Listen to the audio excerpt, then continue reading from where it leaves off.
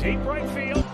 Down the line it goes. Castellanos is out of room. It's out of runner goes. 3-2 pitch hit down the line. Is it fair? It is a fair ball. Into the corner.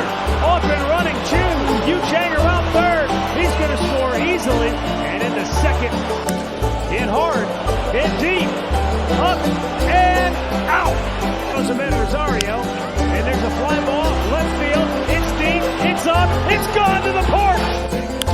Hit pretty well. Deep left center field. It is gone to Souvenir City.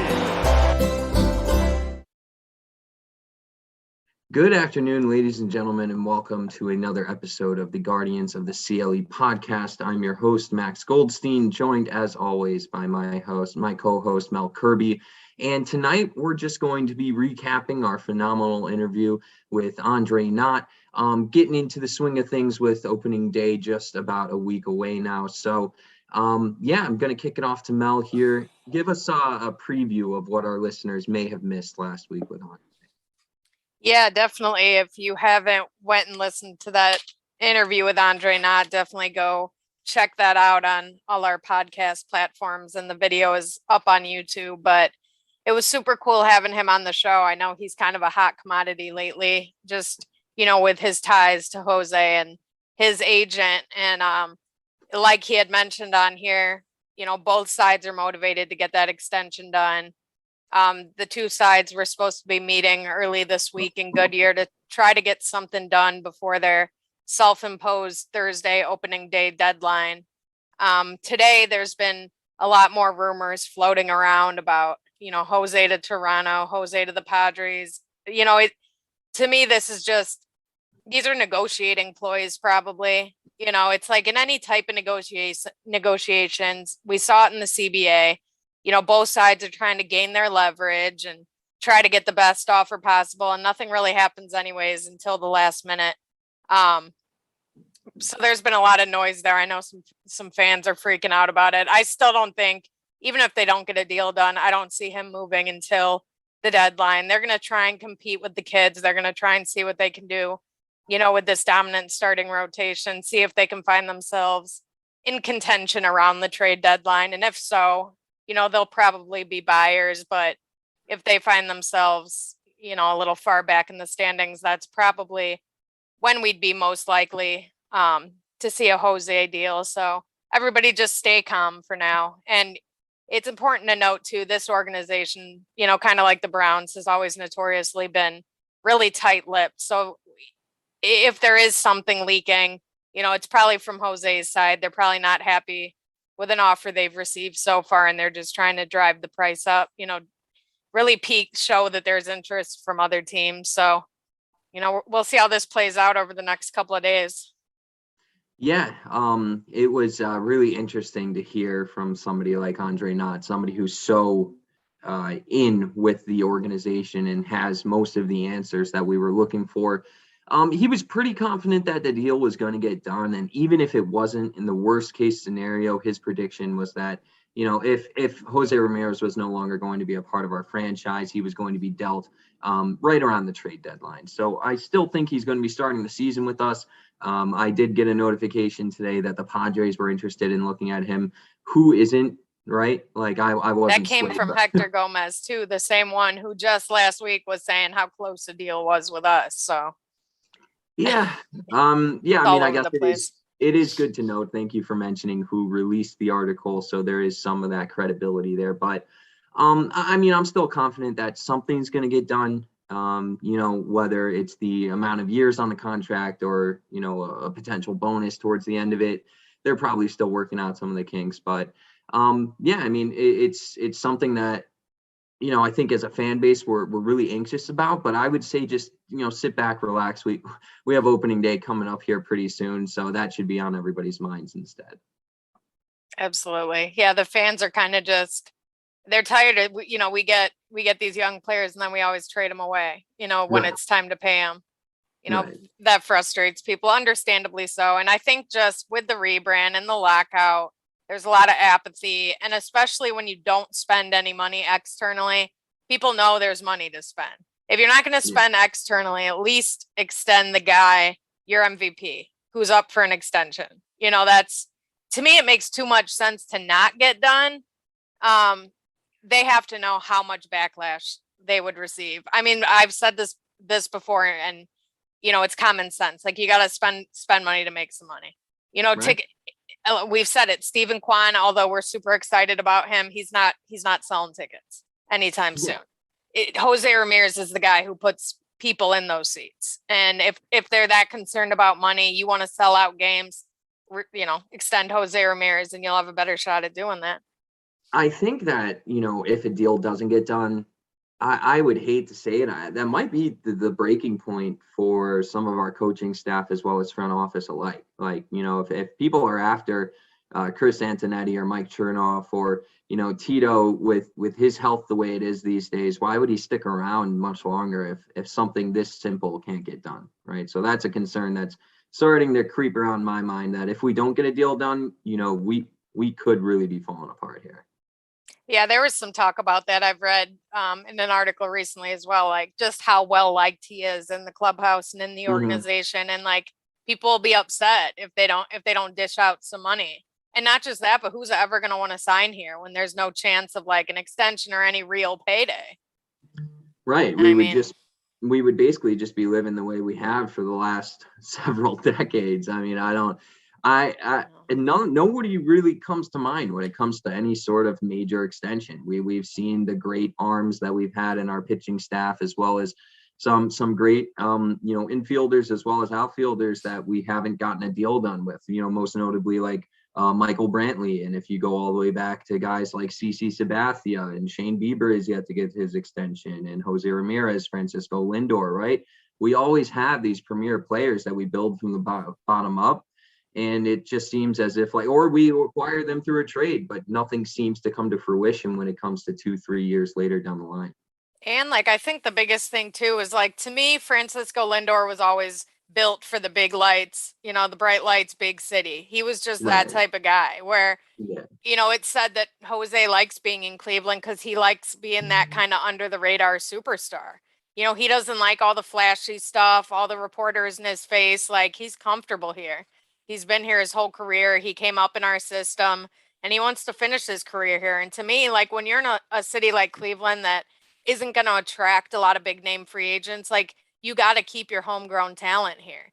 If someone says they want to be in Cleveland, they want to finish their career here, you have to make that happen. That's such a sign of bad faith if you don't even extend that guy. Yeah, bottom line. I mean, you've had guys like Joe Thomas say that sort of thing, and there were plenty of deals the Browns could have made for him. And I'm sure, being loyal to him and his requests, we didn't ship him off. So it's got to be the same sort of scenario. Like, we need to get a deal done no matter what it takes. And I'm sure he's going to bend a little as well. He knows that we're not going to be throwing our entire budget at him for this for this upcoming extension, but there's only so much he can bend, right? I mean, we have to be respectful of what he's already done for the franchise, as well as what he's going to be doing over the next, 4, 5, 6 seasons, however many he does, or however many he plays before the end of his career. Yeah, this is his big shot for a payday. This is his last shot for a payday with this deal. Right. Well, there's been excitement around the kids that have been dominating the headlines in spring training, and the front office has made it pretty clear that we were not going to be signing anybody that would be taking playing time away from them. So who's going to be making this cut as we see the end of spring training coming, or the light at the end of the tunnel, I should say, right? Like, spring training's coming to an end. Who's going to be making this cut for opening day? Yeah, so the 3 kids that kind of stick out, most notably Stephen Kwan. He's probably, of the 3, he's probably the most likely to stick on the active roster long term. I think he survives the cut that's going to have to come when Josh Naylor comes off the injured list, probably sometime in late April. That's probably when we'll see Bradley Zimmer DFA'd. Yeah, I don't know if they're trying to work out a trade for him to try to get some type of low-level prospect back for him, but I definitely think they would keep Stephen Kwan over Bradley Zimmer. So everybody take a deep breath there. I was shocked they even tendered Bradley Zimmer a contract, but once they did, they paid him over $1 million. They're going to squeeze every last drop out of him before they let him go. But we're starting to see this because in the lineups the last few days in the last week or so in spring training, we've seen Kwan play a lot more right field.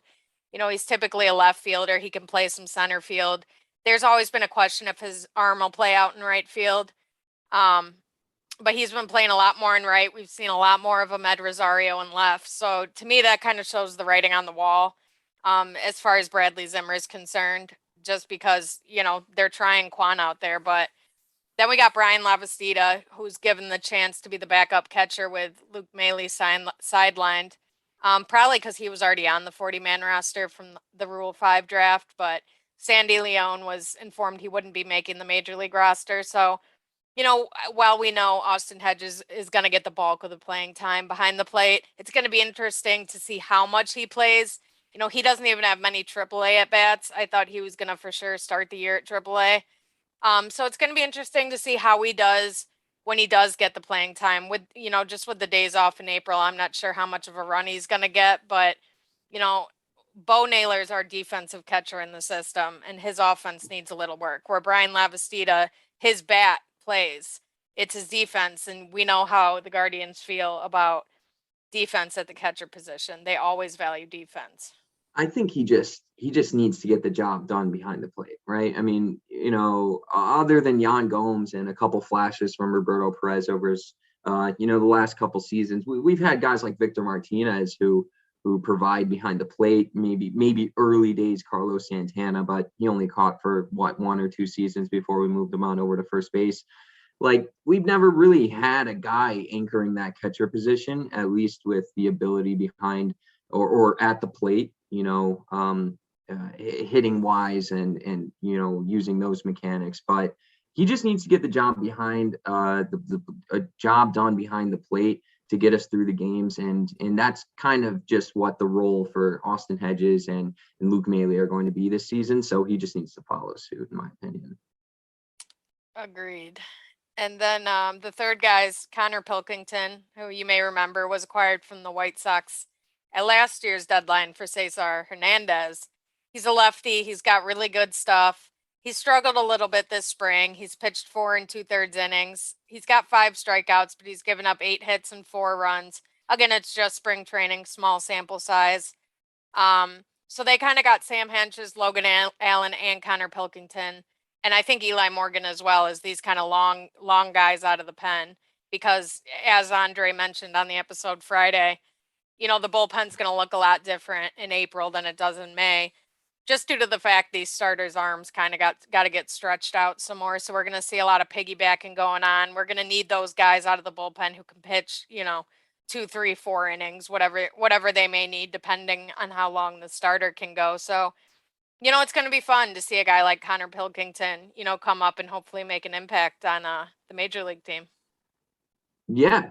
I mean, it'll be nice to see, especially with the depth that we're going to be needing through the pitching staff throughout the season. It should be nice to see a new face. But that kind of leads us right into this next segment with the roster probably going to be looking a lot different in May than it would be in April. Andre Knott talked about this on Friday, where there's going to be a lot of piggybacking with the starters until the arms are up and fully built back from the long off season. He mentioned how, McKenzie could be partnered with Plesac and Savali and Bieber. They might go, 6 innings, but who's going to be, depending on the game and where it's at the moment, are we going to be bringing in those true relievers, or are we just going to go starter? So I want to hear your thoughts on how Connor could possibly figure his way into that kind of scenario.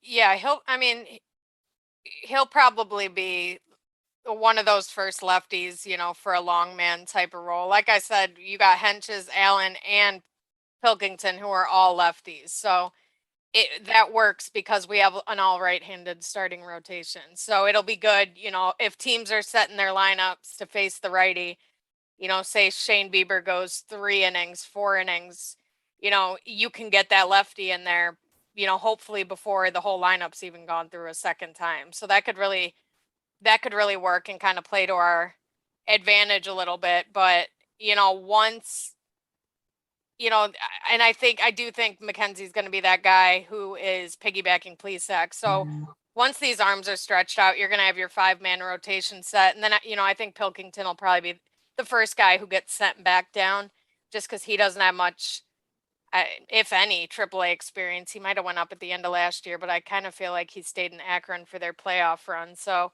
he's definitely a guy who would benefit from having more major league innings. And the other guys are out of options, with Henches and Allen. So they would have to be DFA'd if they were to come off the active roster. So as we know with other positions, the guys who have options left are usually the first ones, sent back down when guys come off the injured list. I did want to hear your thoughts though. I mean, we haven't spoken about the kid in a long time, like Eli Morgan. Do we kind of see him making the roster in before things get shaken up before May? Do we see him in April at all?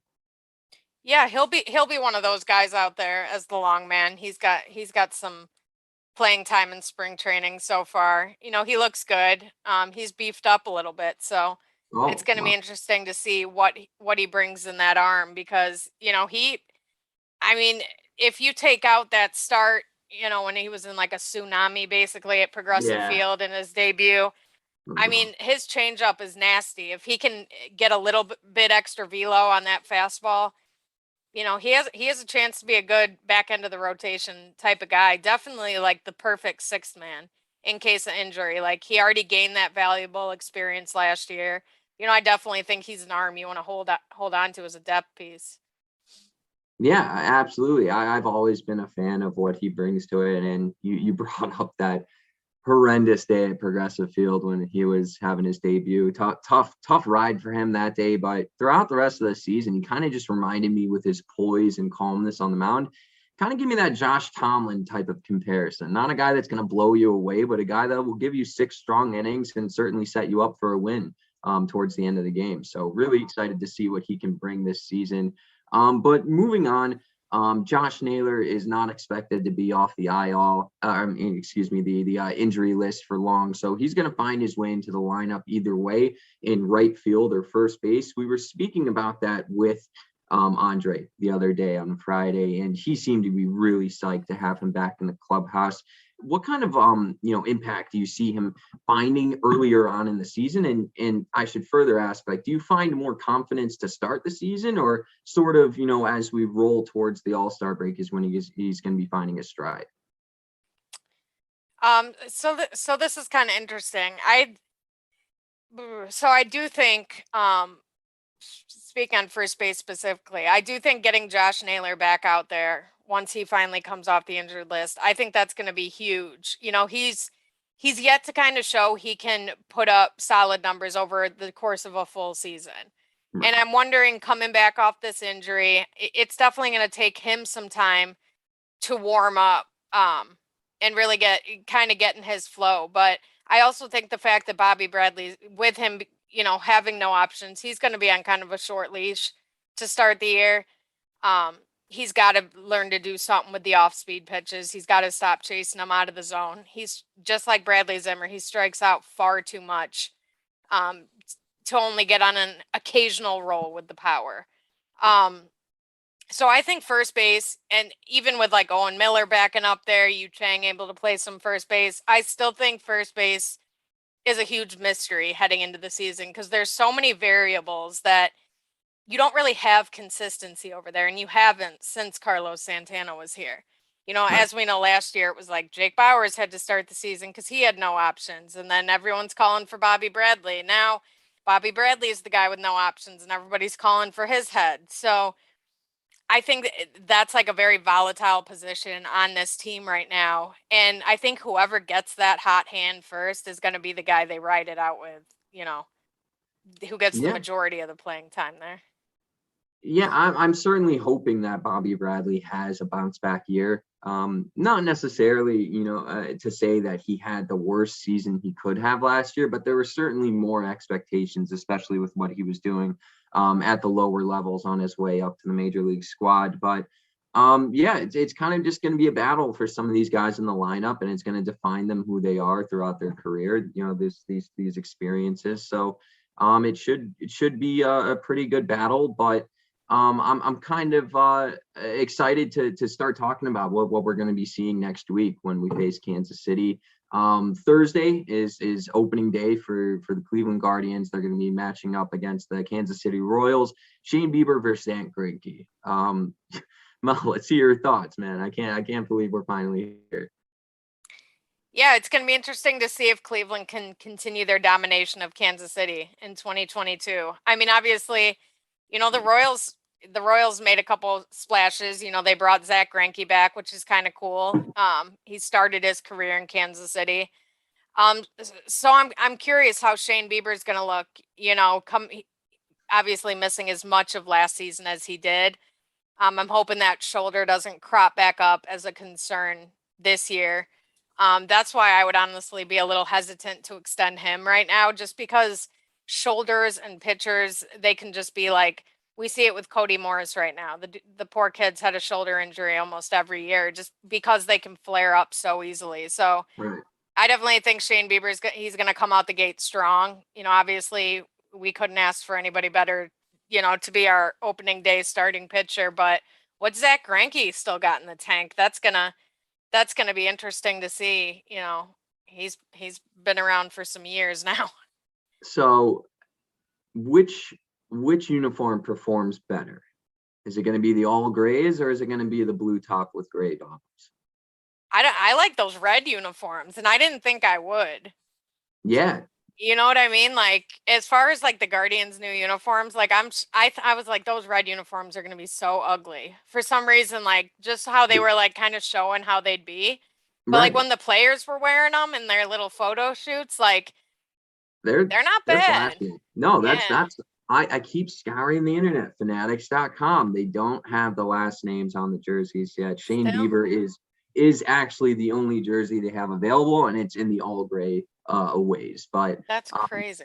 Yeah, I'm really excited to get that jersey once it finally hits the market outside of the team shop. But moving forward on into that series, we have Zach Plesac versus Brad Keller. We could potentially see Tristan follow up Plesac in this one, as I was mentioning earlier. I think this is Zach Plesac's year. I think he's had his ups. He's certainly had his downs. He had his experience with having a rough outing and taking out his frustration on a chair last year, ended his season pretty quickly. So I think, hopefully he's matured in that kind of way where both mechanically and emotionally, he can take us, further into the season this year and potentially, bring us to an October. I just hope Plesac gets some run support this year. I mean, Yeah. He was the starting pitcher, 2 or 3 times when we got no hit last year. Like, it was just sort of one of those weird phenomenon that he just happened to be, and he didn't pitch bad, in some of those games, like against the White Sox early in the season. He pitched a gem too. It's just it was almost a perfect game, until Roberto Perez got on base in the 9th. But I think if he can get some run support, he's a guy that we're not expecting him to give up 0 runs, but like he's a guy who could give up 2-3 runs. If we could score 4 or more, I think it's going to really put him in a position to rack up some wins. And I know he's shooting for a Gold Glove on the mound too. So we know how athletic he is and how he goes flying off the mound. He's fun to watch. I mean, obviously not giving up a home run, but if you ask that guy like what he wants to see out of every batter, just lay down a bunt and let me make the play. That's right. the kind of player he is. He loves getting dirty as well. And I can't wait to see him in some interleague matchups where he could potentially be, running the bases and stuff like that, get his chance on base. But moving on to pitchers Sunday, aren't hitting anymore. We got the universal DH. Pitchers are done. Yeah. That's why the Phillies thought they had to fill their whole roster out with DHs. They signed Schwarber and. Man, we're just getting older and older. Man, it completely just flew over my head that's like a thing these days, and they're going to be protecting the arms throughout the league. I mean, it's not something I necessarily disagree with. It was just fun when you got to see, different pitchers going up there and taking their shots. I forgot who it was. One game, back in the day, it was probably like 8-9 years ago, we were playing the Los Angeles Dodgers, and one of our pitchers just went out of the park. So, I mean, those are going to be, and Madison Bumgarner too. He's the first one that comes to mind. That guy just rakes the plate. So, but, there's an interesting move that the Guardians are looking to pull. So for Sunday in the third game out of the 4-game series, we're going Cal Quantrill versus Chris Bubic. And then Monday, we're capping off the series with Aaron Savali versus Carlos Hernandez. What do you think the game plan is by starting Cal Quantrill on that Sunday and then having Savali wrap it up? Is it kind of just start or finishing the series strong? Is that what the viewpoint is? See, the beginning of the season's kind of weird because a lot of it depends on like who pitched when the last week of spring training, what guy is where as far as like where their arms are at. And I think they're going to take advantage of those off days. Obviously April has a lot of off days, so they're going to kind of play off those off days. And, we'll see throughout the month, they'll start to reset their rotation a little bit. So, obviously Shane Bieber's the number 1 and, Tristan's probably the 5. But Plesac, Quantrill, and Savali are a little bit interchangeable as far as 2, 3, 4 go, probably at least for the first month. We'll see how they end up lining them up. Yeah, I can't wait. I mean, at the beginning of every single season, it's the most exciting part of our roster year in, year out is our pitching staff. And we have been spoiled. I mean, just to say the least. I know we don't always have the bats guys, but man, this pitching staff, it'll be exciting, especially now because they're mostly on the younger end. Aaron Savali has emerged into a really good starter. Shane Bieber is obviously known. He was an All-Star Game MVP. He won a Cy Young, but Zach Plesac still has a lot to prove. Cal Quantrill as well, and then Tristan McKenzie. These young guns, can't wait to see them get on the mound this year and deliver what they can. But this is a big year for Tristan. Yeah, we know how we've documented on this podcast before just how up and down he was last year. We know the first half of the year he was up and down between AAA the whole first half of the season. Then that last trip to Columbus, he really seemed to put the pieces together, and he was very strong in the second half, which includes that near perfect game against the Detroit Tigers in August. But it's going to be really, really fun to watch him continue to grow as a pitcher and really see what he can do, put in a full season. Like, dude, you're the number 5 starter. You're not going anywhere. Let's see what you got. Like, let's put it all together. Just it's going to be fun. Just painting fastballs at the edge of the plate, 97 on the dot. I can't wait to see it. But to sort of veer back into the conversation with this Kansas City matchup, Kansas City's top prospect, infielder Bobby Witt Jr. has just been told that he's making the opening day roster. Congratulations to the young man, though. We do want you guys going 0-4. But so it's going to be fun to watch one of the top prospects in all of baseball make his debut. Yeah, he's a good one. I kind of love this trend around baseball this year that these, top prospects in the game are making their opening day rosters. You got Julio Rodriguez in Seattle, Torkelson in Detroit. He's taken over first base there. You got Bobby Witt. It's just really fun. One of the Cincinnati Reds top starters is, making his debut for the Reds this year. So it's really cool to see that some of these teams are just kind of saying, like, we're not worried about the service time.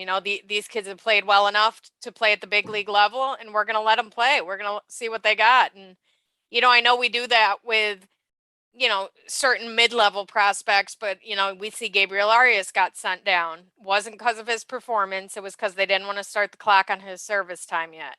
So it sucks that we're still doing that. Well, Arias clearly performed well enough to open the season on the opening day roster, but he became a casualty of that service time manipulation. So by seeing guys like Bobby Witt and these other guys I mentioned getting that opportunity to open the year at the big league level, I'm just hoping that's a trend that's starting to die, what teams do with that service time manipulation. Yeah. I mean, there's a lot to be excited about. A lot of new faces coming into the league this year that, as a baseball fan, you couldn't be more excited about. Look, guys like Wando Franco, right? He got his shot earlier on last season, but this is his first real major league season, and it'll be cool to see that as well. He got paid. You're right. The Rays actually ponied up the money. They're keeping their guy.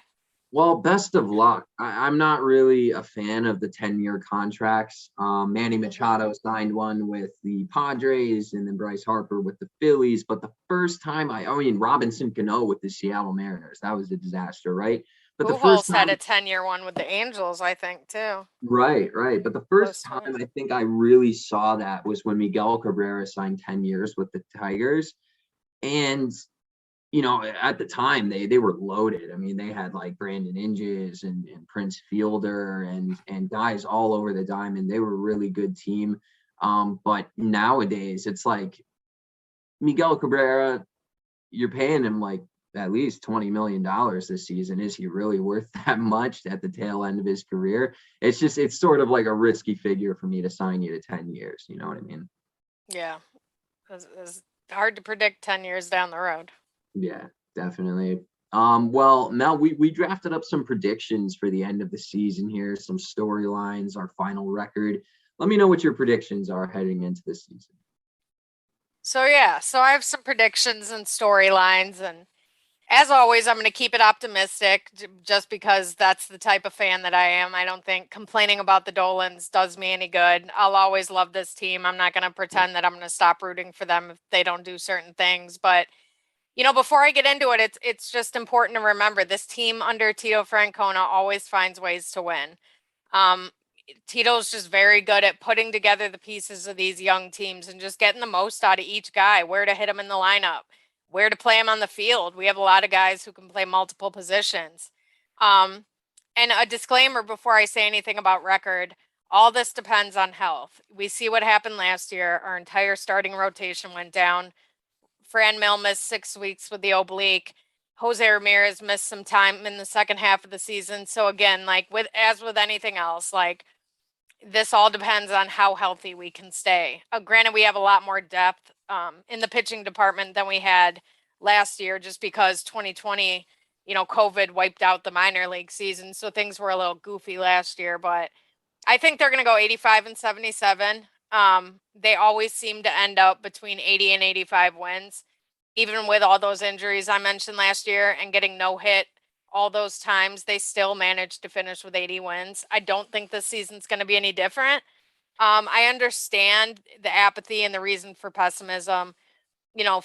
We see the NBA and the NFL free agency, and we just want to see money. We want to see all this money flying around. And the truth in baseball is the team who spends the most money doesn't always win. It's such a long season. There's so much more that goes into it. And I just think some of these young kids are really going to, surprise some people.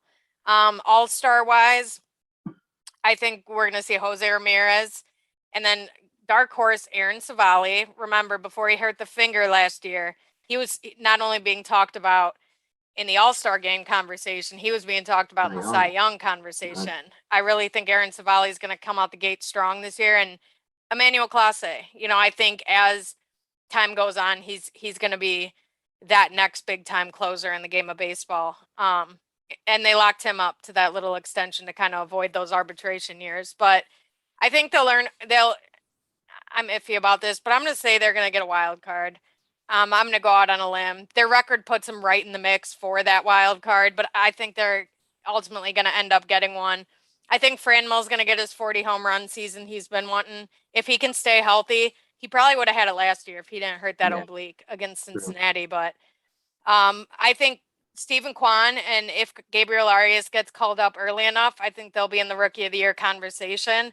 I'm not going to say they're going to win it just because all those guys I mentioned earlier, Bobby Witt, Torkelson, Julio Rodriguez, there's so many young prospects making their debuts this year that's it's way too early to predict that. What else do I got? Miles Straw is going to be a 30-30 guy. That should be no surprise. Dude's super fast. He thinks double out the box. So 30 doubles, 30 steals shouldn't be a problem for him with as much as this team runs. I expect this team to once again be like top 3 in the league in stolen base attempts and success rate. Bieber or Savali will finish top 5 Cy Young. Again, that depends on health, especially where Shane Bieber is concerned.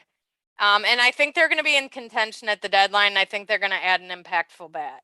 Even with making no moves in the offseason, Chris Antonetti continues to emphasize that they do have the room it was when Winker and Olsen were gone, they just didn't see a guy impactful enough to play over guys like Stephen Kwan. So I do think if they're in contention, they're going to add an impactful bat. Obviously a bunch of names become available at the trade deadline once teams start falling out of contention. And like I said, hopefully we're in contention so that we don't have to move Jose Ramirez. Right. And, heading into my predictions, we're almost on the dot when it comes to the record. So I have them finishing the season 83-79. We will be competing for a wild card spot. Not necessarily sure if we're going to get it. The AL is absolutely stacked this year. So, we're going to need some help along the way. But from the all-star standpoint of it, I think that we're going to end up with 3. Jose Ramirez, Shane Bieber, and Emmanuel Clase. I really like how you highlighted how he could be, big-time closer in the majors. And I can't wait to see him, just progress throughout his career. But like I was saying, we're going to be running. We're going to be in the running for a wild card. Every game is going to count. Earlier on in the season, we see these losses that could easily have been wins, if not for certain mistakes. And people are like, oh, it's just the beginning of the season, this and that. With my 83-79 record, those games count, right? Because it's going to come down to the very end. We're going to be coming into the final 2 weeks of the season, and everybody's going to grab their calculators, okay? Like, oh, if this, and this happens, right? How many games out are we? Every single game counts this year. I think Tito knows that, and I think he's going to be taking the games very, very seriously, as he always does. But we need to provide some bullpen depth, and health of the pitching staff is going to be key to our staff. So, like you were saying, some sort of big splash before the deadline. I could see us adding some premier arm to the bullpen, because it looks like right now our starting pitching staff is pretty much concrete. The 5, 6, 7 guys that we've mentioned who could land there, but that bullpen does need some help in aiding us through the season. But I think Jose will be joining the 30-30-30 club this season. I think he's going to get paid. I think he's going to go off this season, 30 steals, 30 doubles, 30 home runs. The guy's going to be a fantasy baseball machine.